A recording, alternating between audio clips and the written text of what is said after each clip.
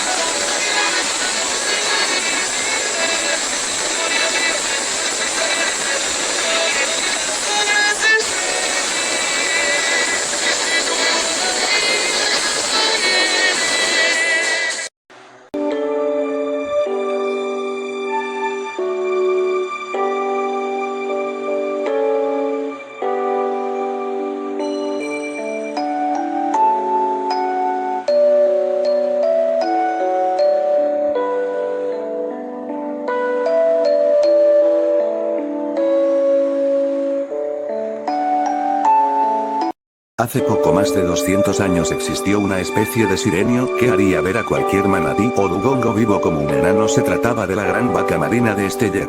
Es uno de los mamíferos marinos más grandes que existieron en tiempos del Holoceno. Sus dos extremidades delanteras estaban modificadas en dos grandes aletas que le ayudaban a nadar, y su gran cola era una enorme aleta caudal que le permitían nadar y bucear bajo el agua a gran velocidad.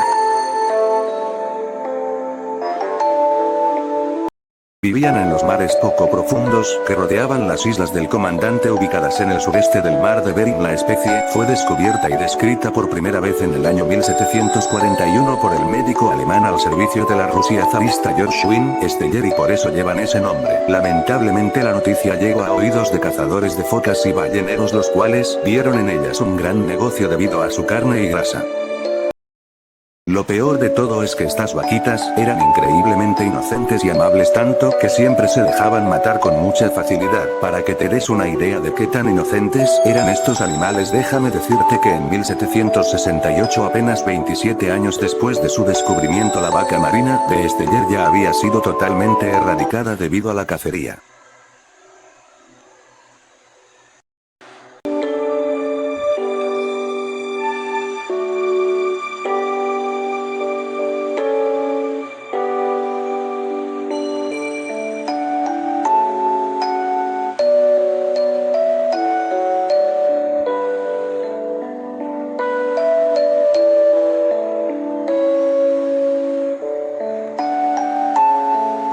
También se le conoció como alca imperial o gran pingüino, a pesar de que estas aves no tenían nada que ver con los pingüinos. Este animal llegaba a medir hasta 1 metro de altura y vivía en las costas del este de Norteamérica y el oeste de Europa. Los naturalistas de la época decían que su carne tenía un sabor asqueroso, simplemente indigerible, pero a los marineros de la época parece que el sabor sí les gustaba, ya que la empezaron a cazar por su carne. También se decía que sus huevos de 30 centímetros eran un verdadero manjar. Además eran unas aves muy vulnerables, ya que no podían volar y eran excesivamente confiadas con los seres humanos. Ya para finales del siglo XVI, ya no quedaban ejemplares en Europa, y apenas unos cuantos en el este de Norteamérica, y para el año 1800 la especie ya solo existía únicamente en Islandia, donde intentaron luchar por su futuro y lograron reproducirse, pero ahora tenían otro problema los coleccionistas europeos, que las querían pero ahora por su piel, ya que, como no se había visto ninguna de ellas en cientos de años en Europa, ahora se le consideraba una ave muy rara y valiosa, de modo que ahora los coleccionistas europeos estaban dispuestos a pagar considerables sumas de dinero para tener su piel o un ejemplar embalsamado.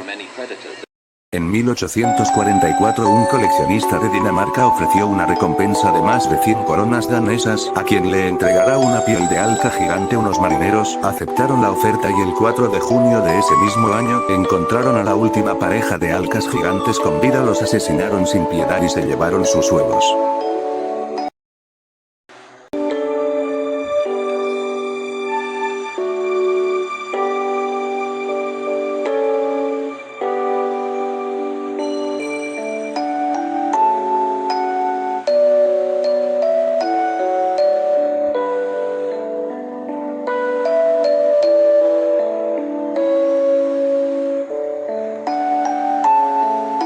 Amigos, no sé a ustedes, pero a mí los tigres me encantan. Son animales que se ven tan imponentes y hermosos, y ya ni hablemos de sus cachorros, sin duda una de las crías más lindas de todo el mundo felino.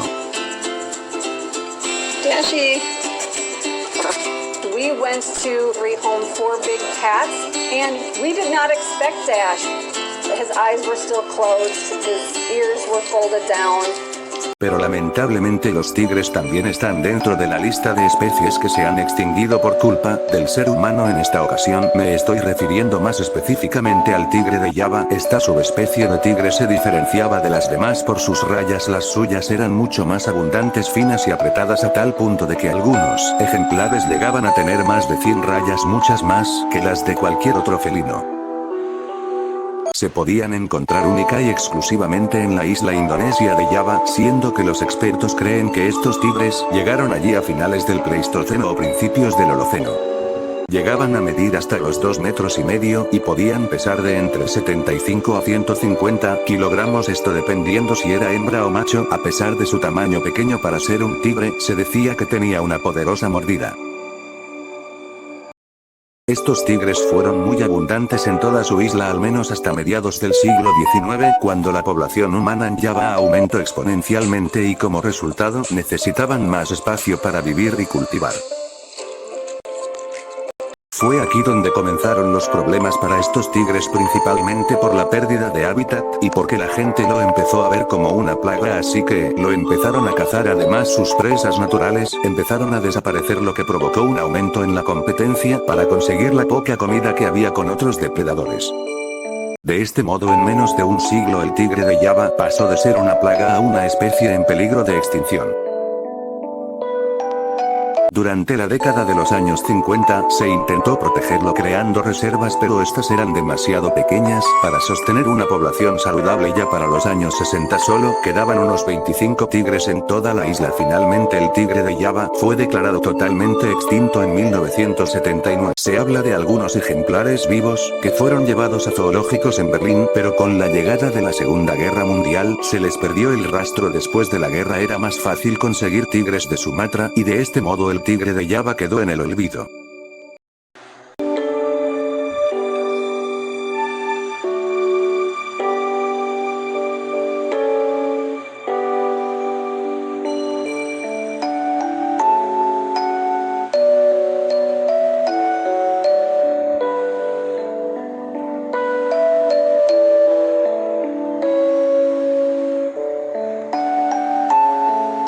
Hablar de este animal es hablar de un animal que en la teoría está extinto, pero en la práctica no.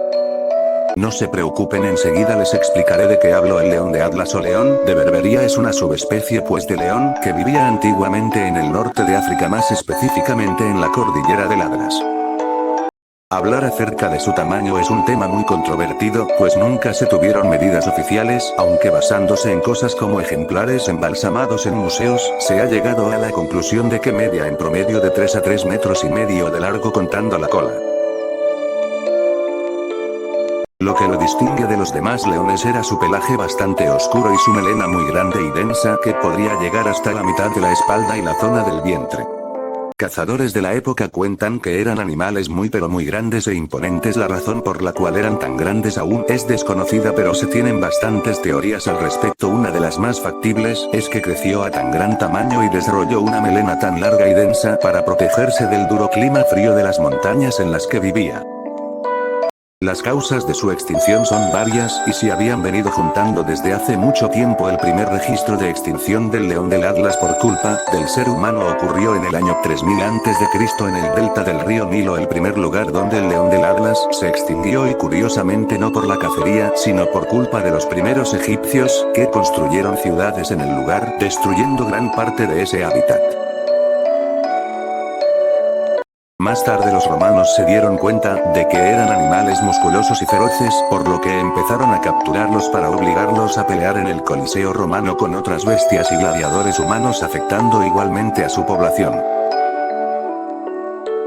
Con el paso del tiempo los romanos dejaron en paz a este león, pero ahora tenían un nuevo problema: la llegada de las armas de fuego al norte de África, lo que aumentó de manera masiva la cacería de sus presas, dejándolos sin comida. Esto obligó a los leones a atacar el ganado para sobrevivir, por lo que los granjeros y gobiernos locales de la zona empezaron a verlos como una amenaza y los empezaron a cazar. Se sabe que el último león de la Atlas, en estado salvaje, fue asesinado en 1922. Hoy en día se le considera prácticamente extinto, de no ser porque algunos zoológicos y circos dicen tener ejemplares. El problema es que estos leones del Atlas son híbridos con otras subespecies de león, por lo que no son puros.